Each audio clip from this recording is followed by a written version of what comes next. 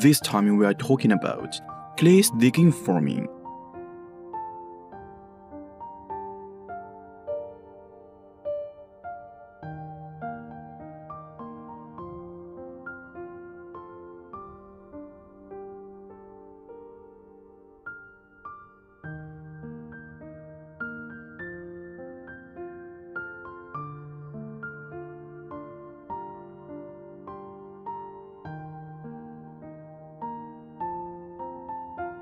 This is a typical work of clay stick forming.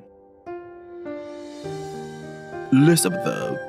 It comes up in clay plates one by one.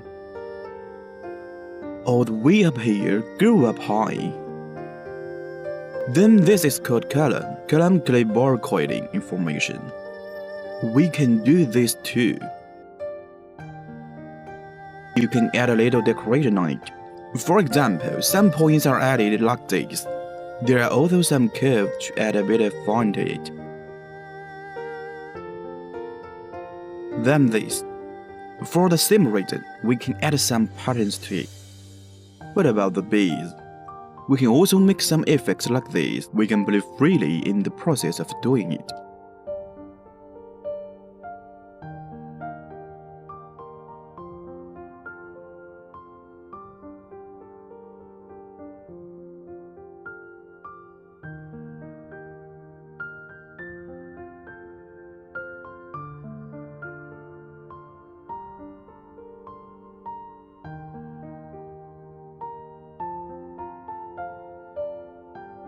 At first, we get some mud. Don't take too much mud on your hands. We first knead it on your hands. Well, in this case, remove air bubbles inside. Make the mud a little solid. Okay, let's go up a bit. Use the mud out with your hands into a shape almost like this. And now, we will just take one hand. Hold it here, spin it while pressing it. Then the blade is in such a well-trimming shape. What about thumb? Some students said their hands are too thin. How to build it? Actually, look at the teacher. My hands are thin as well. Then we can use this, please. We can use this part to roll like this. Just roll it like this. Let's begin. Rub like this. The process of rolling can be fast or slow. It depends on one's own proficiency.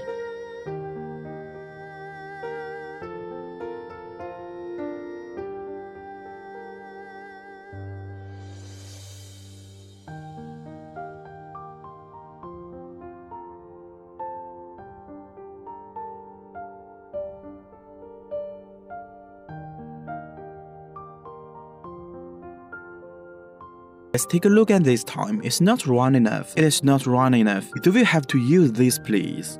Roll it. Of course, we can also use some boards, like some organic transparent glass plants. We can also roll it. It can also achieve the same effect.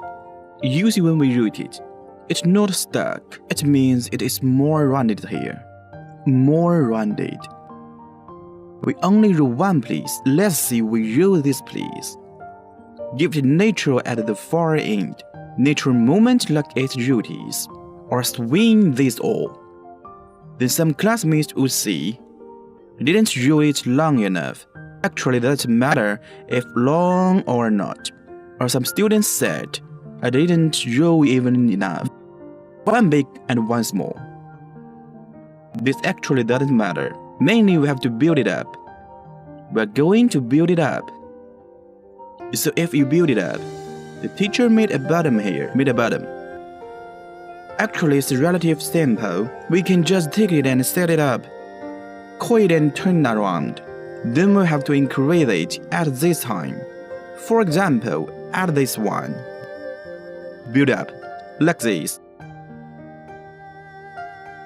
Well, if we think this mud is dry,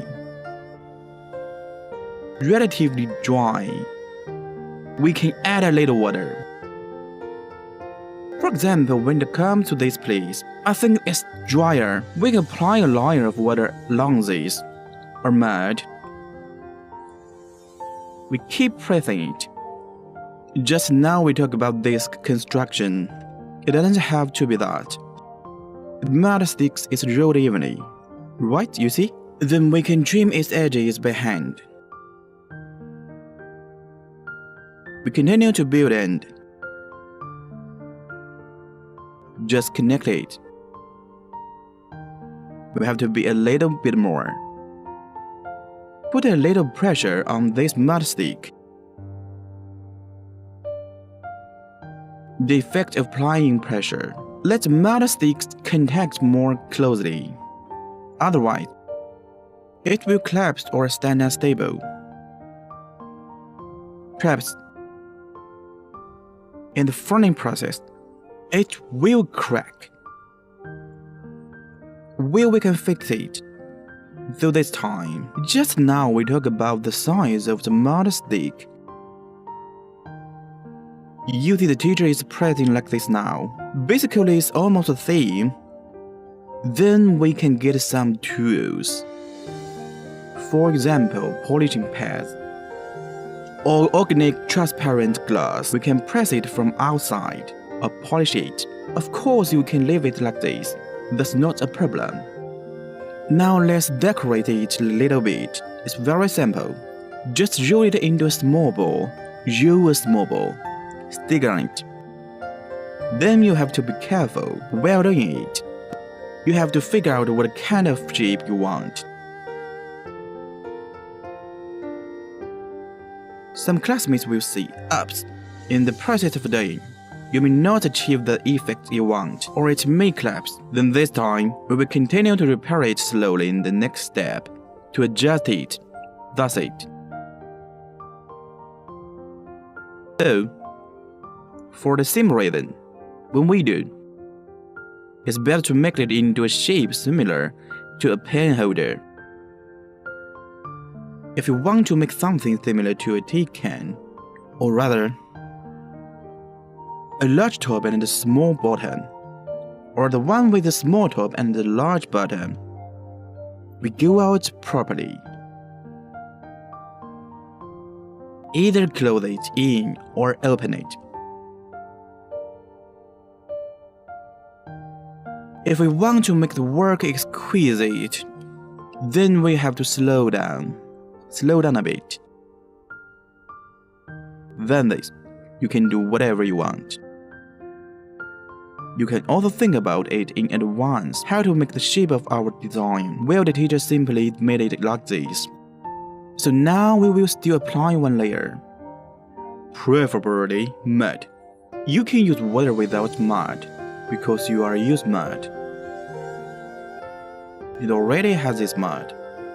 There are mud ingredients in it. Then it is relatively slippery.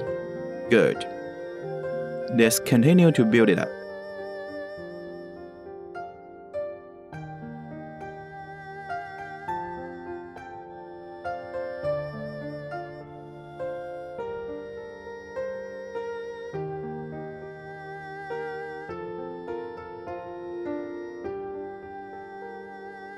Some students will build it taller here, and build it shorter here. Doesn't matter. For example, let's do it casually. We turn it back. It's okay and no problem. Right, because of mud. It's soft now, it still fits. It is still more suitable for building. Suitable for knitting or molding. You see how it looks like to us. Of course, from the perspective of your design, you design it well, then design according to your requirements. If you don't have any thoughts in your mind, you're just thinking about this mud. Make a simple understanding.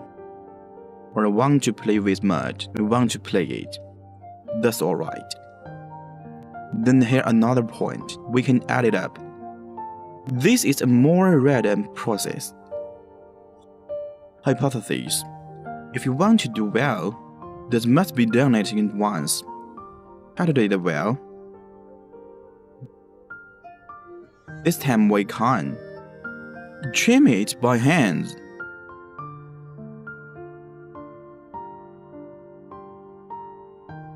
We will try to make it not to have sharp edges. We can press it. Look at it, it's pressed down, but it is to take some of the points we did just now. Also print it on it. Some classmates ask if I can make it higher. Of course I can make it bigger. This is not a problem. That's simple. We finish this. Some students ask what's the use of this. Actually, each of us have their own ideas. For example, the first three in front of us, you can use it. It's okay to make a decoration for the home, or to give it a little functionality. For example, I grow some succulents, or arrange some flowers. And everyone follows the teacher's teaching method. Please simply, just give it a try, make the work you want. That's all for this class.